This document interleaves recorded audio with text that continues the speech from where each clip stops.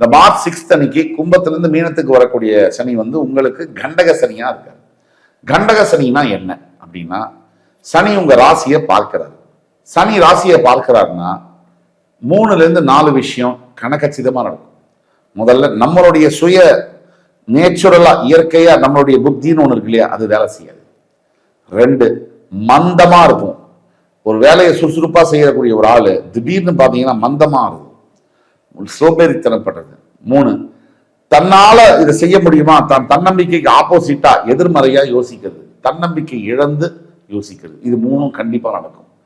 அதே மாதிரி 7ஆம் இடத்துல சனி வந்து உட்கார்றதுனால, கண்டக சனினால குடும்பம் அப்படிங்கிற ஒரு அந்த வட்டத்துக்குள்ள, குடும்பம் கணவன் மனைவி அப்படிங்கிற அந்த ஒரு இன்ஸ்டிடியூஷன், அதுக்குள்ள அந்த நிறுவனத்துக்குள்ள சில தொந்தரவுகள் குளறுபடிகள் வரத்தான் செய்யும். இது எந்த மாதிரியான தொந்தரவுகள் அப்படின்னு பாத்தீங்கன்னா, நேரடியா கணவன் செய்யறது எனக்கு பிடிக்கல அப்படிங்கிற தொந்தரவோ, மனைவி பேசுறதோ செய்யறதோ பிடிக்கல அப்படிங்கிற தொந்தரவோ இல்ல.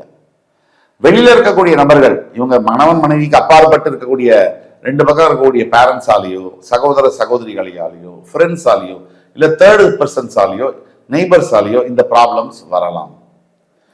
நீங்க ஒண்ணு புரிஞ்சுக்கணும், நம்ம சொந்த பிரச்சனை வந்தாலே கணவன் மனைவினா விட்டு கொடுத்து தான் போகணும். வேற யாரோ நம்ம கணவனை பத்தியோ மனைவியை பத்தியோ சொன்னா அதை பத்தி நம்ம கேட்க வேண்டிய அவசியமே கிடையாது.